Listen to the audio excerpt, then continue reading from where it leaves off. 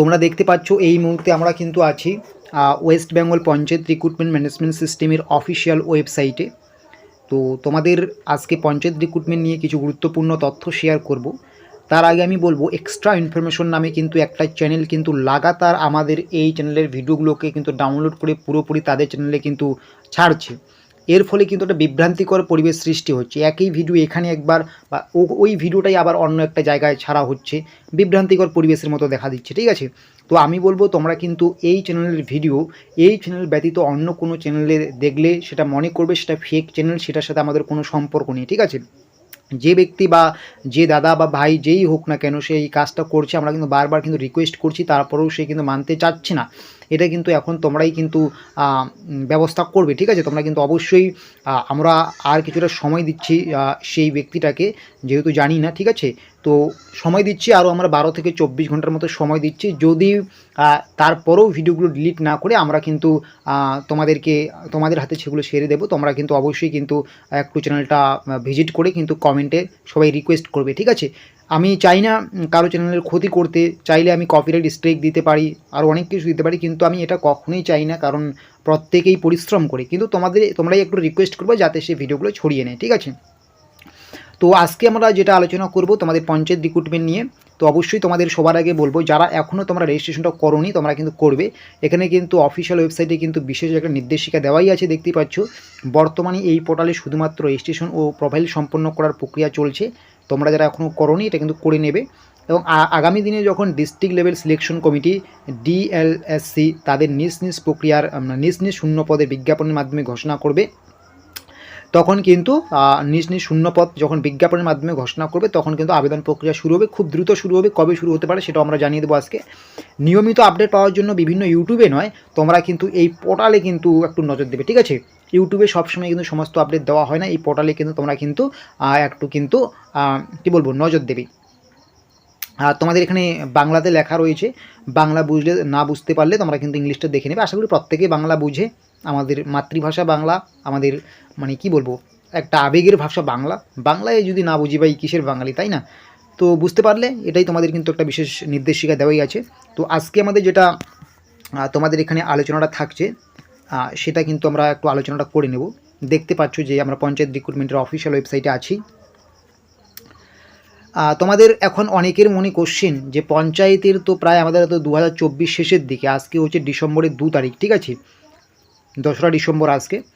তো পুরো বছরটাও তো চলে গেল, তাহলে কি 25-এর কবে নাগাদ এর নোটিফিকেশনটা আসতে পারে সেটা আমরা আলোচনা করব, কবে নাগাদ আবেদনটা শুরু হতে পারে, এবং এটার যে কি বলবো নিয়োগ প্রক্রিয়া, যেটা মানে নিয়োগ প্রক্রিয়ার আগে যেটা অনলাইন অ্যাপ্লিকেশন হয় সেটা তো অনেক দিন ধরে হওয়ার কথা, অনেক দিন আগে রেজিস্ট্রেশন হয়েছে, তো এখনও কেন অ্যাপ্লিকেশন শুরু হলো না, অ্যাপ্লাই কেন এখনও শুরু হলো না, বিভিন্ন কারণের জন্য কী এমন কারণ রয়েছে সেগুলো কিন্তু আমরা একটু আলোচনা করব বা একটু দেখার চেষ্টা করব। তোমরা কিন্তু অবশ্যই স্কিপ না করে শেষ পর্যন্ত দেখবে। তো ভিডিওটা কন্টিনিউ করার আগে তোমাদের আরও কিছু গুরুত্বপূর্ণ কথা বলে নিই, তোমরা কিন্তু একটু কথাগুলো মন দিয়ে শুনো। পুলিশ পরীক্ষায় এবারে বসবে বা রেলের পরীক্ষায় বসবে, তোমরা কিন্তু অবশ্যই আমাদের এখান থেকে কিন্তু এই ফুল ইবুকটা সংগ্রহ করতে পারো। তোমাদের কিন্তু এখানে জিকের ফুল ইবুক দেওয়া হয়েছে তোমাদের 29 রুপিস দিয়ে।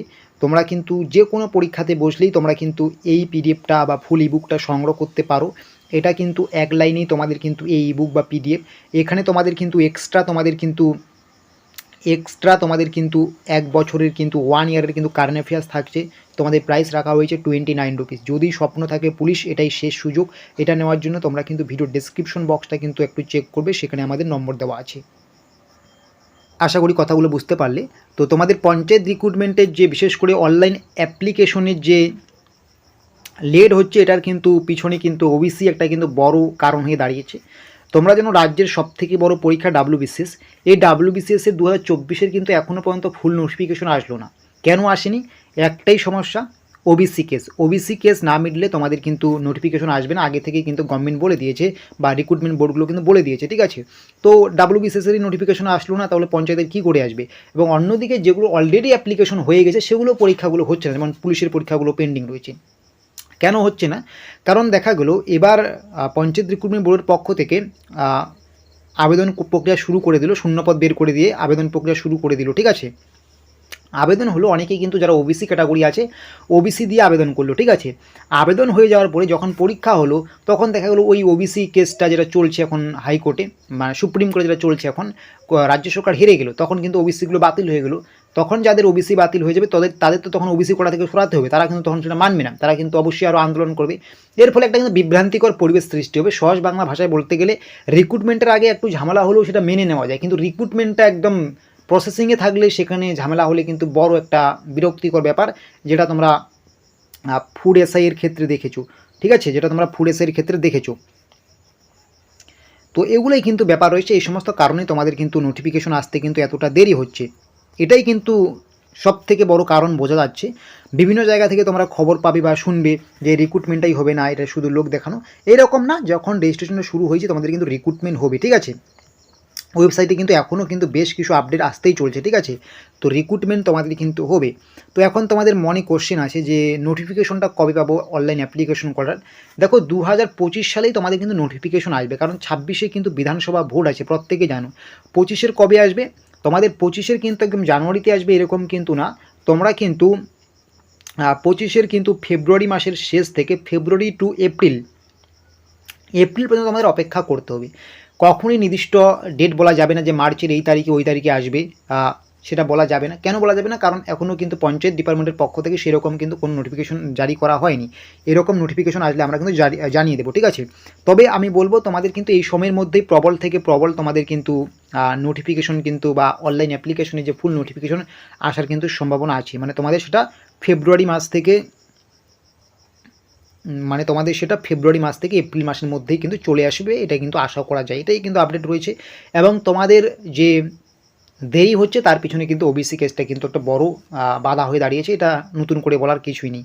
তো অনেকেই বলছো এখানে তোমাদের জব হবে না, হবে না, লোক দেখানো, এগুলো ভুল কথা। সবাই তোমাকে ডিমোটিভেট করবে, সবাই করবে, ঠিক আছে, ডিমোটিভেট সবাই করবে, তোমাকে কিন্তু মোটিভেট কেউ করবে না, ঠিক আছে ভাই। নিজের জীবনটা নিজেকেই গড়তে হবে, তাই লোকের কথায় কান দেবে না। আর আমি তো বলছি না শুধু পঞ্চায়েত পরীক্ষার জন্যই পড়তে হবে, এখানেই জব হবে, অন্য জায়গা হবে না। তুমি পুলিশ, পিএসসি, যত রকমের পরীক্ষা আছে, এসএসসি, আইসিডিএস হয়ে থাকলে আইসিডিএস, রেল, সমস্ত পরীক্ষার জন্য প্রিপারেশনটা নাও, এটার কিন্তু তোমার অটোমেটিক হয়ে যাবে, ঠিক আছে। এটা কিন্তু তোমার অটোমেটিক হয়ে যাবে, ওই সমস্ত পরীক্ষার প্রিপারেশন নিলে এটা কিন্তু অটোমেটিক হয়ে যাবে। যখন অ্যাপ্লিকেশনটা হয়ে যাবে তখন এটাকে আরও একটু ভালো করে ফোকাস করতে হবে। এই মুহূর্তেই তোমাকে ফুল ফোকাস করতে হবে এখানে, এরকম কিন্তু না। এই মুহূর্তে তুমি অন্য অন্য পরীক্ষাকে ফোকাস করো, এটা কিন্তু অটোমেটিক হয়ে যাবে। আশা করি বুঝতে পেরেছো।